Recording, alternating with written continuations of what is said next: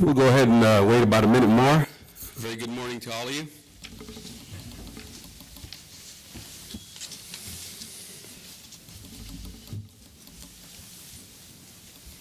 All right, good morning, everybody. My name is Ricardo Martinez. I am Branch Chief for Policy Training and Customer Services at the Department of General Services. And I will be moderating the panel today for education session number 5, which is Procurement Transformation, Turning Today's Challenges into Tomorrow's Assets. Just to highlight what the panel will be discussing here today, a transformative project that will change the way the state of California conducts procurement, accounting, and budgeting under one system. Never before seen. This will transform the way we do business for inside the state and outside the state. So on that note, we hope that today you'll walk out of here understanding what fiscal is, how will it impact you as a vendor or as a State Department. But before I get into presenting the panel, how was that Super Bowl? What did you think about the Super Bowl? Huh? Great game, huh? How many Seahawks fans here? All right. How many Patriots fans? Yeah. I guess the Seahawks fans a little deflated there. Oh no, maybe the Patriots, huh? Sorry. Hey, next year. There's always next year. All right. Let me begin by introducing the panel here today. We have 3 remarkable individuals with lots of experience. The first one I want to introduce is Michael Bañuelos. He is the Procurement and Contracting Officer at the California Franchise Tax Board. Michael brings 20 years of state service to his current position, 14 of which have been with the Franchise Tax Board, where he's had the privilege of working on the procurement for many successful major IT integration projects. In addition, Michael has experience with the Department of General Services, the Department of Mental Health, and CalPERS. Michael holds double majors, bachelor degrees in political science and sociology, and that's given him all the great impetus and experience to be a fantastic procurement officer. I tell you, because we work with him day in and day out. Big round of applause for Michael.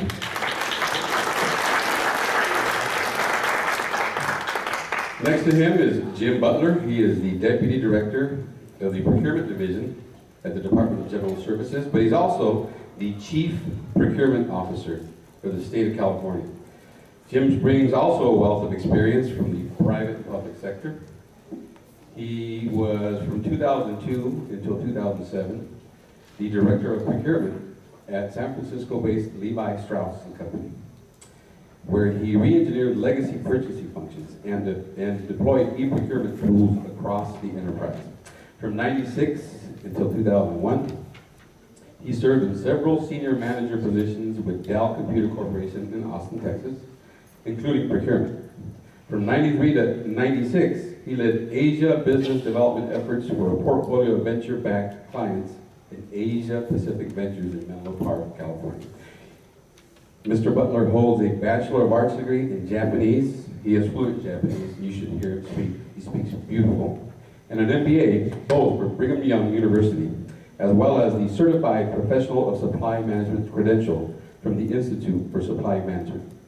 He was elected to the Board of Directors of the National Association of State Procurement Officials, also known as NASPO, in 2013, and re-elected again in 2014. A big round of applause for Mr. Butler.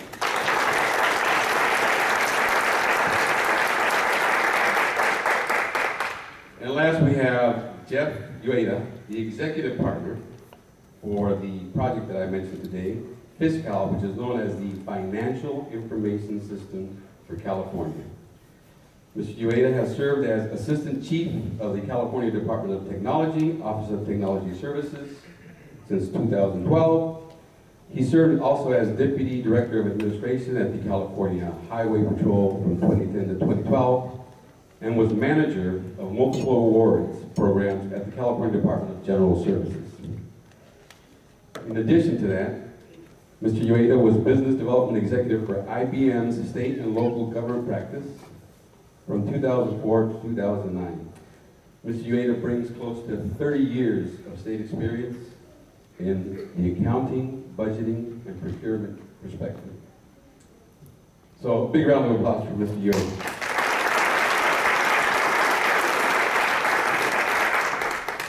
How we're going to manage today's panel is not going to be through PowerPoint presentations. It's going to be a dialogue. And we're going to leave about 10 minutes at the end of the session for anybody in the audience to ask questions of the panel. What we've done is we've structured the questions to give a perspective from a State Department, a control agency, and a sponsor of the project. So on that note, what I'm going to do is I'm going to open up the questions, and again, as we get into this dialogue, I hope that you give this a little bit of thought, so at the end of their dialogue, you can ask questions that I think will, they'll be able to provide a perspective from three different vantage points. So I'm going to start off with the first question for Mr. Butler. Jim, how about you talk to us about how will Fiscal transform statewide procurement? Sure, it's a pleasure to be with you today.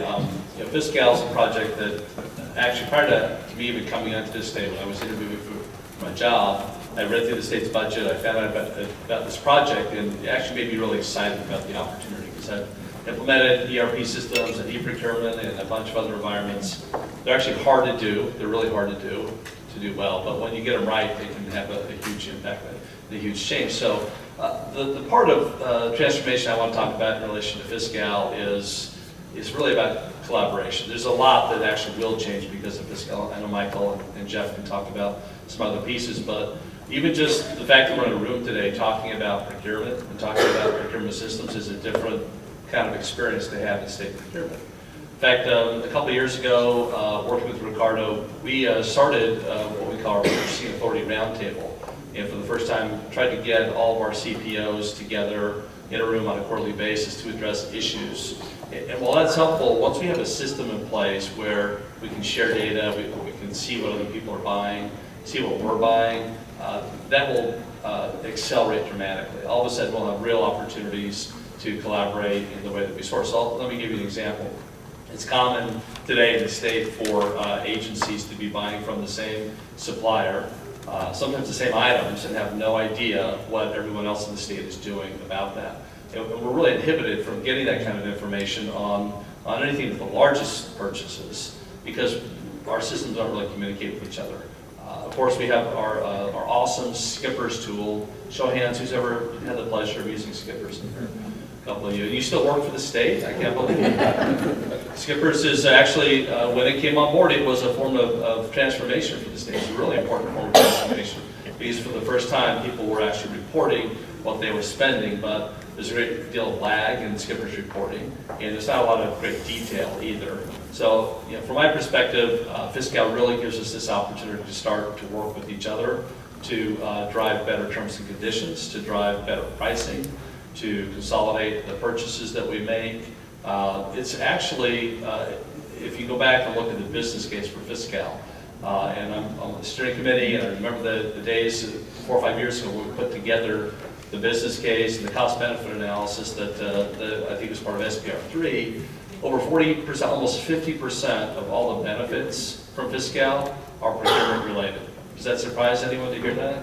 We're spending, ostensibly $600 million to put in this huge new statewide financial system, and almost half of the forecasted benefits are supposed to be derived from doing better procurement, more effective procurement, hundreds of millions of dollars. So it's a non-trivial opportunity, and something that I'm looking forward to. I won't get into it right now, but if we get a chance to talk more about it, Fiscal has some pretty neat technology for doing sourcing, for doing contracting, and it can make the solicitation process a lot faster. I think that due to some of the other changes that I think Michael will talk about, we'll have staff that actually will have more time available to do what I would call higher value added procurement work, less paper pushing, less copying, less creating of files, because the system will help do some of that stuff. And we want to reapply those hours that we have to these higher value added activities. So, for me, it's really about collaboration. I want to take something that you said right now, and I want you to elaborate a little bit more. So, you said you didn't want to get into the technology, but I'm gonna go on edge here and push a little bit to Okay. talk about technology here. So, how will this help suppliers better understand, who's purchasing what? How is this new tool going to be able to give us data that we used to have in the past, but that maybe now is quicker, cleaner, faster? Well, it really works both ways. So not only will the state have better information, more real-time information about what we're buying, but the information that we'll be pushing out of the system is going to be very transparent. We're going to push all the transactions out. They'll be very publicly available. People will know, anyone who wants to get at the information of who's buying what from whom and what price will be able to get that. Now, you can get some of that today through Skipper, so this is not a big change. The data should be a lot more reliable, should be more detailed, and be more prompt. And so I think that it can really aid suppliers in knowing, how can they sell more effectively to the state as well. Thank you. So transparency is a very big thing for this. So Michael, this question is for you. From a departmental perspective, what are some of the challenges you have with your current procurement system and processes? And talk to us about how it is today and how the fish count is going to change. Okay, so before I get into the answer to that question, I want to say thank you, Ricardo, for inviting me here today.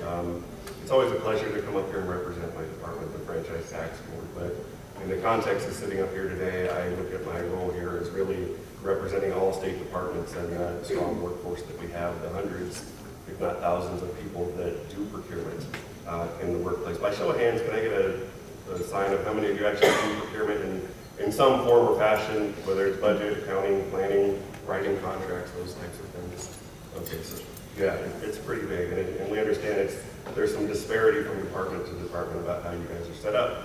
But when I look at my own department, I'll give you guys a little bit of context here.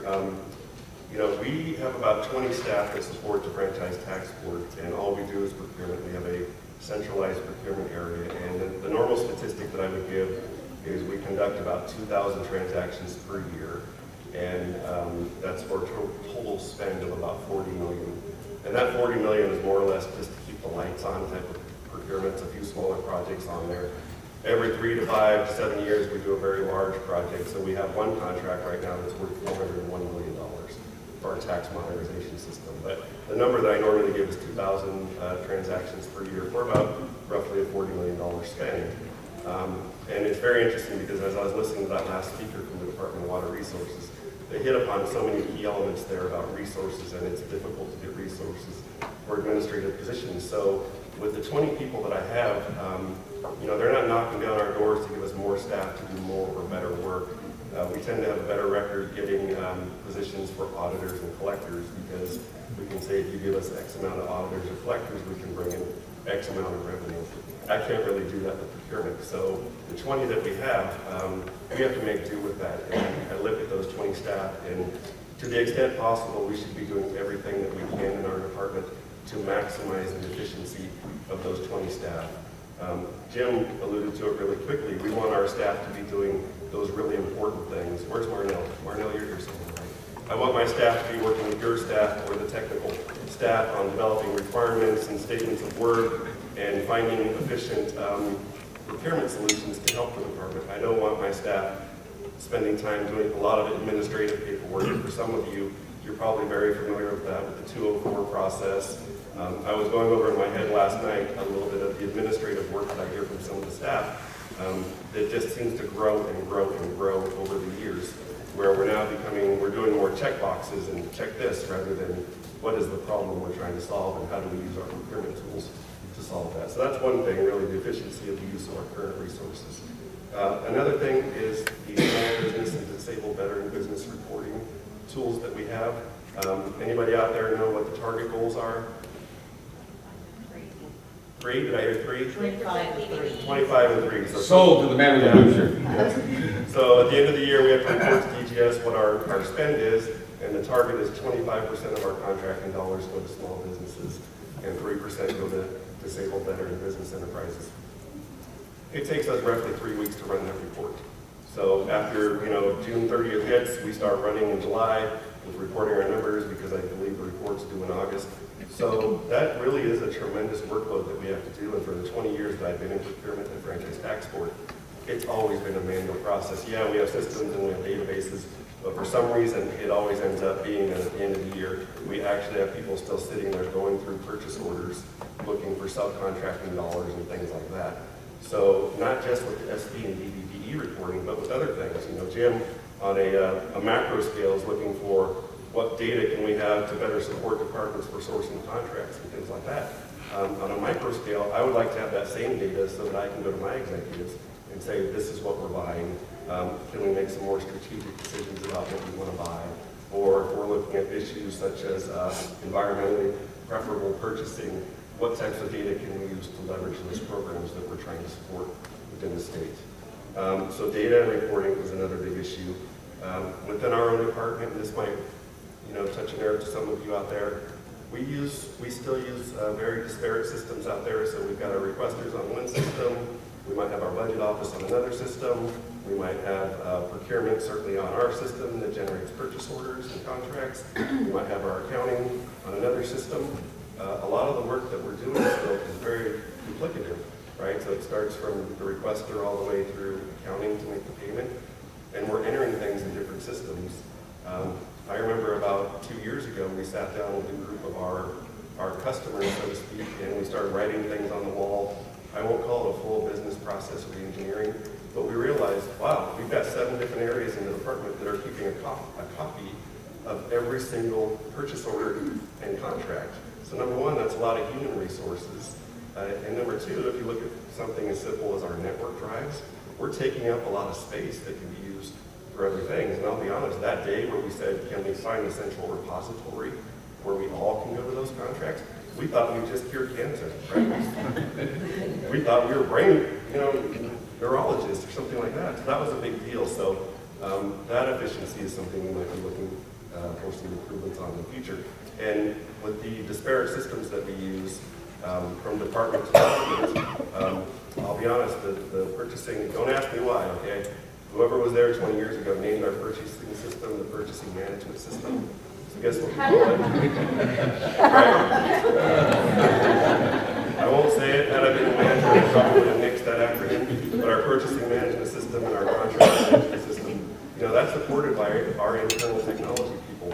I'm in competition with about 100 other systems and applications that they support, and those are things related to accounting, our internal web, which serves 6,000 people, some personnel systems that we use. So in the pecking order of things, the procurement, it doesn't fall at the top of the list there. So we really have to be diligent about asking them what improvements they can make to our system.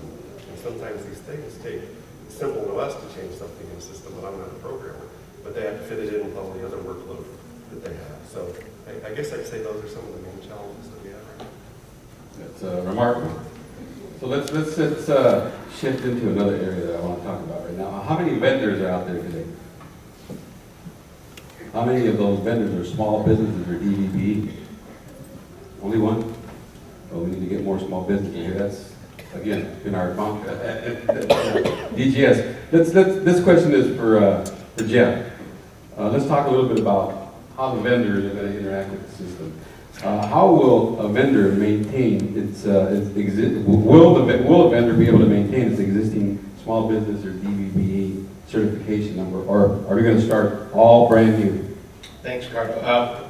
No, we won't be starting all brand new. The small business and DVB vendors will be able to keep their numbers. Those numbers will be transitioned over into the new system, into the new tool for usage within Fiscal as we go forward. So they won't be going through the process of trying to recertify, reestablish. We'll be able to transition those numbers in.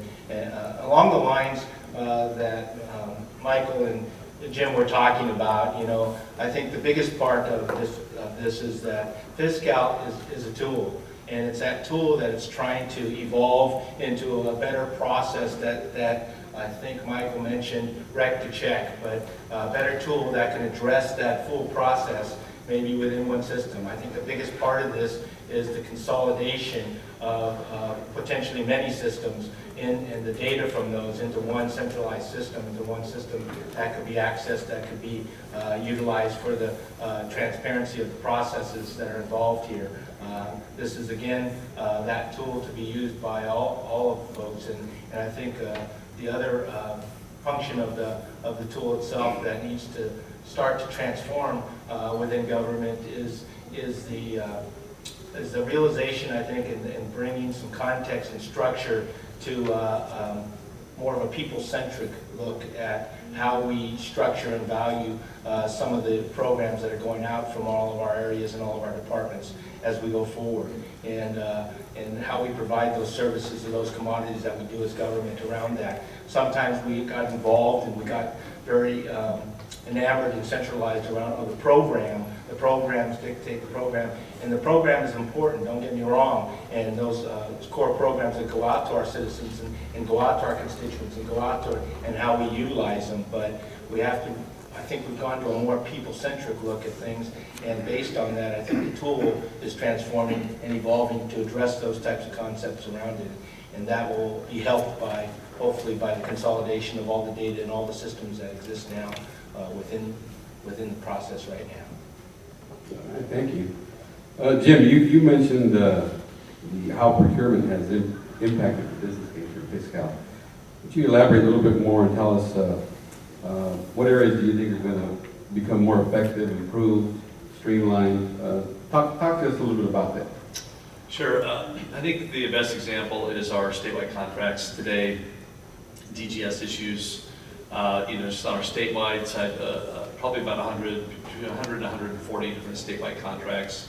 We also have CMA, our masters. We have our software licensing program and WISCA contracts.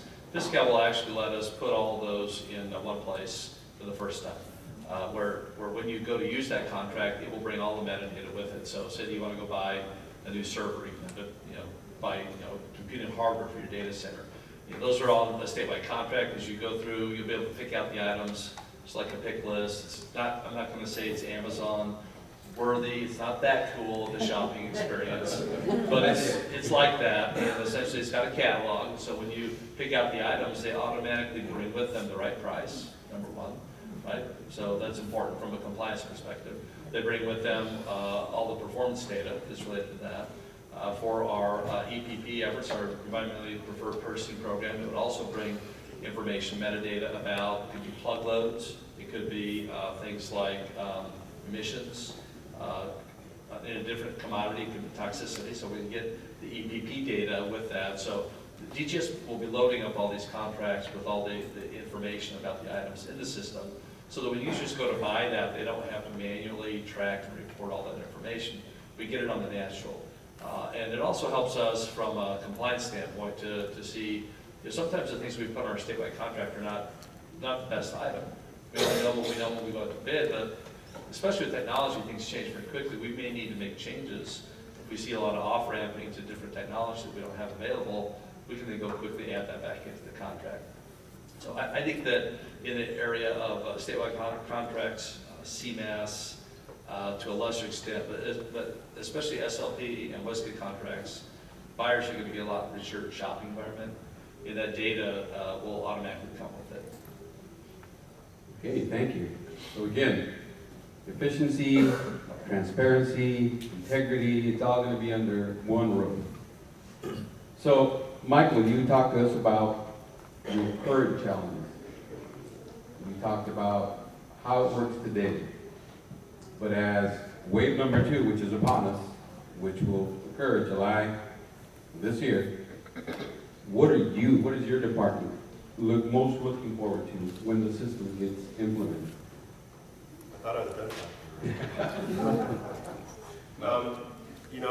Using the buzzword that we talk about, transparency, I'm going to steal a line from my friend Dave Rex, the Assistant Secretary of the Government Operations Agency. I was on a conference call with him and a bunch of other people last week, and you heard Secretary Batcher out there talking about some reforms in the personnel system. And Dave used the term nervously optimistic, which I would kind of say that's my feeling about Fiscal. I'm really excited about all the things that are going to be coming with it, but I also want to acknowledge that there's a lot of work for us to get there. There's going to be a lot of work from Jeff's team at Fiscal to Jimmy's team at DGS, and certainly to every department that's out there that's going to be a user. But I'm really excited and optimistic that once we get over that hurdle, we'll be in a better place than where we're at today. So what am I most looking forward to?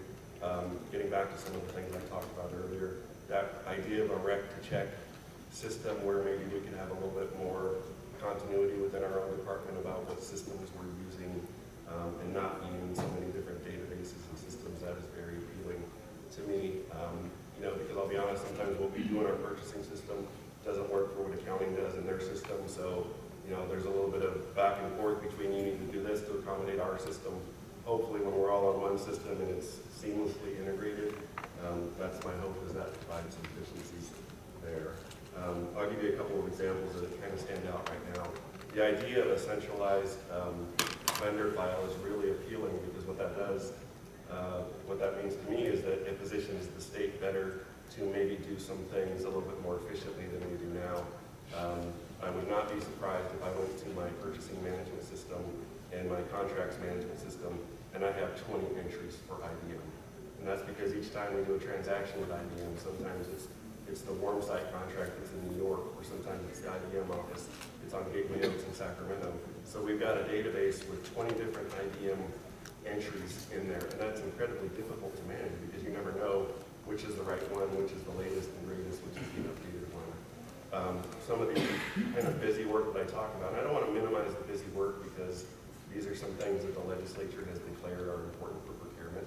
So I want to respect that, but when I talk about what buyers would think is some of the busy work, I was thinking last night, we have an ineligible entities checklist. And if I just look at some of the things that each buyer has to check for each 2,000 transactions, we've got to get the payee data record. We've got to look up their status of the plastic trash bag law. We've got to check the Darfur Contracting Act. We have to check the Iran Contracting Act. We have to check the FTB Top 500 checklist. We have to check the BOE Top 500 checklist. So again, I don't think that these things are going to be off the bat. It's going to be better and everything is solidified. But I think as we move forward, if some of these things that we do on a individual basis can be done in a vendor file, I think that would be a big benefit to the state. And then the other thing, which we might see a little bit earlier, that I want to hit upon, is Jim had mentioned the state contract and procurement registration system. That's huge, because if I have staff that are inputting in today's skipper's world 200 transactions for every contract that they do, if Fiscal is able to offer, and we're not sure, we're not there yet, but I think their intent is come July or July-ish to be able to offer departments a way to automate that process. So you'll get it on the natural if you're a full functioning department from rec to check, and your skippers will be generated automatically. But we're not until wave 4, which is July of 2017. So if there's a bridge that we can build where we can send over some type of file from our purchasing system or contract system to the Fiscal system, and that saves 200 transactions for our staff, that's time that can be better spent working on higher priority issues. And then the other thing I really want to hit upon too is, if I look long term, I think standardization is really good for the state and the procurement world. But I want to be really careful with standardization because I'm a firm believer, and it's okay to disagree. I still think technology is a great tool, and we should be moving towards every piece of technology that makes our lives better and easier to do. But there are certainly some procurements, and especially those extremely complex procurements, where it's always the people behind the processes. So I'm very careful that I think Fiscal will be a great tool for us to use in the future. But that $400 million tax modernization project that we have, Fiscal will be a tool to help us. But you're still going to need your technology people and your business people to know their business and write requirements and write solid solicitations and have solid contract management processes and things like that. But I do think the more we push folks towards using a centralized system, that, from department to department, if there is a little bit more consistency in the way we handle things. And I think that will help the vendor community too, because I sense, and I think DGS has taken some surveys where sometimes the vendor community also gets a little confused because we do things so differently from department to department to department. So I look long term at the workforce issues too, but those are really some of the things I'm looking for. Wow, for Being done talking, you're pretty remarkable. That's good stuff, yeah. My mother asked me what happened when I used to be very shy and still am, and wouldn't talk about it. So, Remarkable, thank you, thank you. Well, let's talk a little bit about, you talked about the vendor file. I'm gonna shift down now to Jeff. So for vendors out there today, Jeff, what can they do in the system right now, and how can they access Fiscal? Well, what we're working on right now is the portal for a vendor portal, and we're putting that together in for the vendor functionality side. And procurement portal will go live approximately July 2015, but going on late summer 2015. Vendors will be able to register in that system, maintain their own profiles, apply to renew their SB/DVB certifications. There'll also be fiscal functionality available to the public at that time. That will, not require a log on in the public sense from transparency, speaking of transparency, from a log on sense, in such as they can do searching for certification status, things of that nature for SBDVBs, searching for LPAs, browse through solicitations, and those types of functions that will be open also to the public to browse at that time. But as far as the vendor side, the portal should be prepared and ready to go from that sense and for those functions around late summer, mid-July, late summer. That's for the vendors. What about State Department? As we go live, will they be able to add vendors into a statewide vendor file? They currently have, there's a process and a procedure currently for our state departments to be able to add vendors or request for the add of vendors. There's a procedure out there. The vendor file has been put in place, and the statewide file has been in existence since the pre-wave from the project, and consists currently of approximately 20,000 vendors, and by Wave 2 implementation, that will include the LPA vendors and SBDVB certified businesses. But there is a process out there. I would encourage folks to go and refer and look at the Fiscal website, www.fiscal.ca.gov, and there's a lot of information out there that will currently and continue to be updated and going forward with the project. Okay, so let me ask a question out to the public. Fiscal is being done in Wave. Wave 2 will be this coming July. How many departments out there are in Wave 2? What about Wave 3 and 4? Oh, so Jeff, then that begs the question, then what can those departments in Wave 4 do to better prepare themselves? Well, I think one of the biggest things, going forward is to be, have good documentation of their as-is processes and as-is procedurals and processes type items going forward in your department, in your area right now.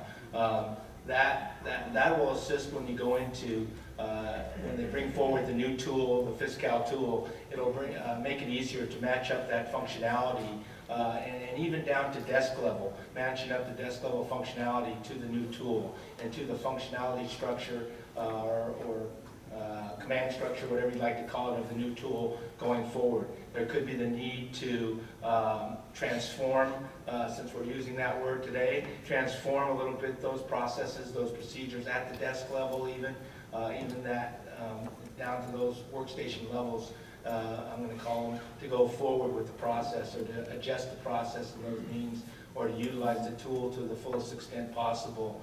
But I think, like the perspective that Michael alluded to, I think as we go down the road and we develop a good sense of the tool and we go forward, the magnitude of and versatility of the capability of that tool will be to everyone's benefit in the long run. Yeah, just chime in and support what Jeff said. But something that, again, I don't think everybody realizes that everyone in the state is in Wave 2. Don't worry, okay, but everyone in the state is in Wave 2 for a couple of really important pieces of functionality. Number one is the California State Contracts Register. The place where you go to advertise your contracts today is going away in July. The bid sync tool, the portion of that is going to be subsumed by Fiscal. So even if you're a Wave 4 or even if you're deferred, say that you're corrections or water resources, you've got your own ERP. You still use, today, you use CSCR. In BidSync, that's going to go away. So you're actually in wave 2 for CSCR functionality, okay? And everybody needs to know that. There's a couple other pieces that you're in scope for that are statewide, is the small business DVBE certification and search tool. Today we do all that work in BidSync. Again, that's going away in July. Fiscal will take over all the small business DVBE certification and also the searching for that as well. So everybody is going to be in scope for wave 2 on that one as well. And finally, Skippers is also going away. Well, not going away. It's always going to be here, right? We'll always have a Skippers because we have to know what we're spending money on. But it will be subsumed in Fiscal as well in July. And so let me just pick up on one of the things that Michael mentioned about helping departments get their transactions into Fiscal. When Fiscal goes live, there will be a way to enter transactions into the system manually, just like you have the ability to do that today with BidSync. But there's also an upload feature that allows departments to go ahead and stage their data. In some cases, they'll have to modify it because if you don't track it, you're going to be a C code currently, you're going to have one to put it into the system. So it's a process that the project is developed in a tool, but once you get your data staged, you can push it right into the system. So depending on your readiness to do that, and depending on the resources you have to do that, all departments are going to have that option in July. So it's actually quite exciting. And so everybody actually technically is in scope for a few things for Wave 2. Thank you for that clarification. I'd like to end with my questions, and then I'd like to open it up to the audience. The last question is for Jim. What will be the major impediments to adopting Fiscal in your opinion?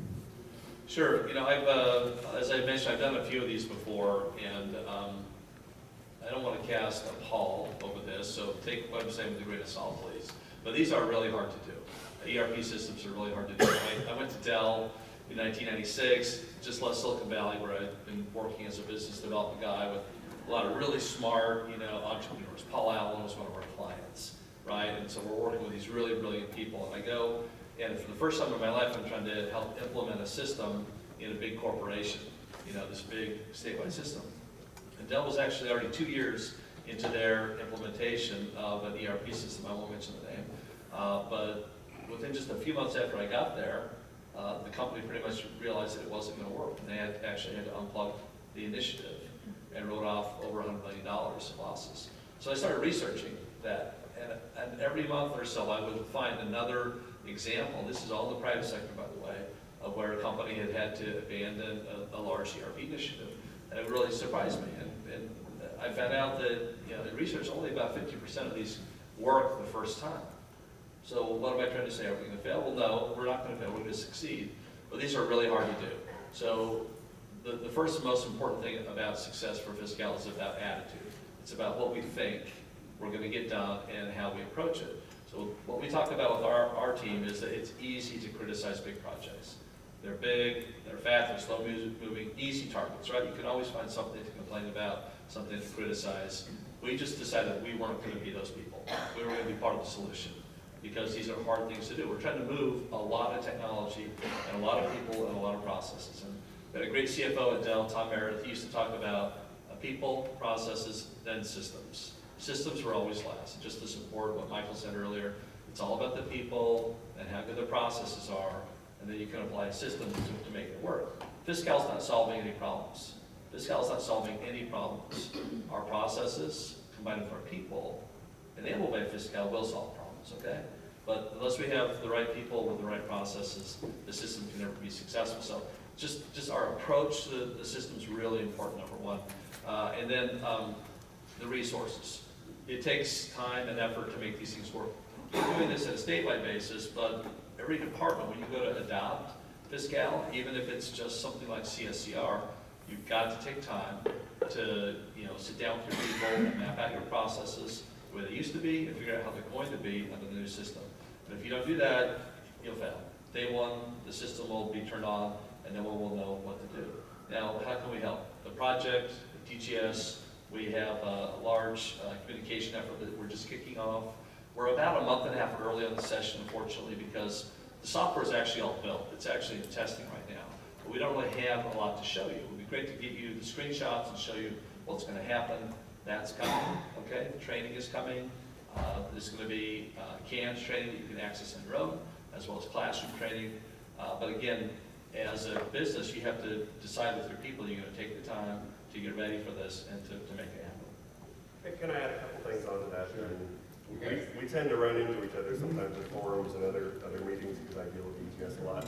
And one of the funniest things Jim said was, I think you actually had somebody that used to work for NASA that was a scientist or astronaut or whatever, and actually told you doing this is harder than rocket science. Yeah, that's what they said. After about a month, they came to our project director. This person had worked at NASA Ames and said, "This is harder than rocket science." Wow. And then the other thing, to leverage off that last speaker in the ballroom there, I was really impressed because if I look at the early part of my career and maybe the mid part of my career now, there's a huge difference between, I'm probably in the early part of my career before I got into management when I sat around and waited for DGS and Fiscal to come tell me what to do. I think we need to much more be advocates for our own self. So they put tools out there, not that they're not going to guide us in that, but if you don't know, each of your departments, I would assume, has a Fiscal liaison within your department who's getting updates on Fiscal. They're having training sessions. I think you have a session coming up on the 4th. I think the IT Leadership Academy, one of their projects was to put forth some templates on how to document your processes so that when you do come to Fiscal, you'll have a head start on that.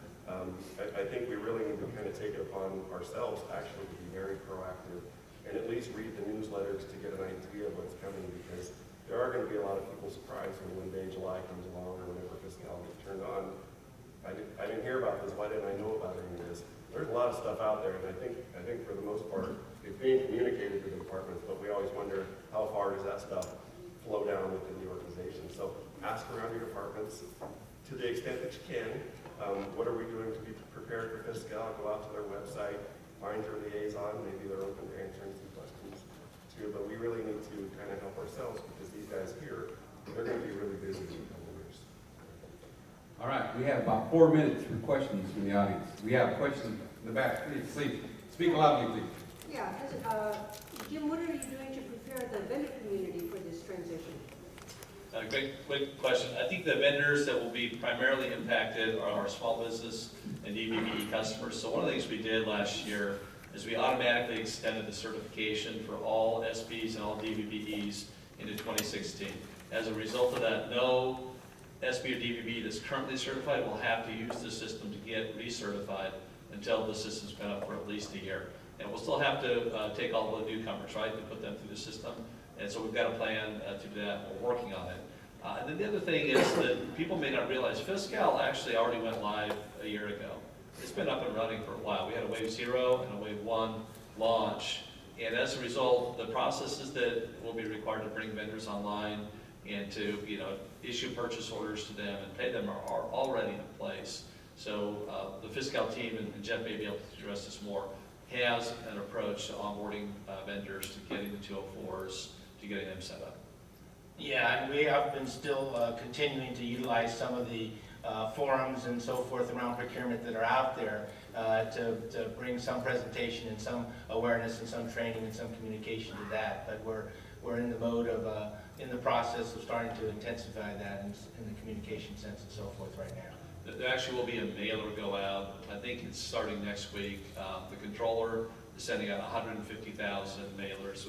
For every invoice they send out or every payment they send out, they're including a mailer. It has information about Fiscal with a link to a page where vendors can start to learn about it. But we're just like right now beginning that process. Another question. Back. Are you using YouTube at all as far as being able that everyone can hear the same message in a way that has some synchrony to it, and so that Mary didn't interpret it one way and Fred interpreted it another way, and I think that's Or Vicky another way. Or Vicky another way, absolutely. And I don't mean just for Fiscal if we break it down in bite size, but just even for your contracting tools, user instructions, all the way around. We actually have recently looked into the social media as a tool for some of that conveyance and some of the communication method, and we're currently looking at that right now. And I think that goes back to the evolution we were talking about and around the values around program-centric elements and structure at times versus maybe people-centric, and looking at those types of means of communication and bringing forward for the service to the individuals and to the people out there. Maybe, utilizing it from a public sense or from a departmental Well, sense. it's just so much easier, I think, for the vendor community if they're talking with someone in procurement and maybe that individual in a department has a different understanding, and you can whip out your phone, put it, and both of you can listen to the same thing at the same time. From whether it's Yeah, we're- DGS, Fiscal, or whatever. Without a doubt, we're currently looking at tools and methodologies like that to potentially go forward and things of that nature, along with everything else, and going back into the a little bit of the differences that I was trying to allude to. From an individualistic standpoint, we also have to put the infrastructure in place that protects in those means also from an identity management standpoint, from several other standpoints that are out there. And so we are looking, checking into all points of nature like that, value to it. But we're definitely looking at means around social media also right now, researching. One last question. Yes. As a vendor, we appreciate your helping to streamline the procurement process. We've seen agencies also struggle with the retirement of assets. Is Fiscal the tool that's going to be used to help them through the life of and retirement of assets as well? It has it expands the tool and has a tool around tracking for sure, around asset tracking, around some of the elements like that that are definitely needed, and will also affect and probably enable, again as a tool, from the aging standpoint around your assets and things of that nature. So it'll create the tool, it'll create the data, it'll consolidate the data, it'll have the data for potentially better analytics. But again, as alluded to in a few points today, there is going to come down to still the good old human intervention and human mind to be able to carry out some of that for the ultimate efficiency. Okay, we thank you today for your undivided attention, and a big round of applause for our panelists.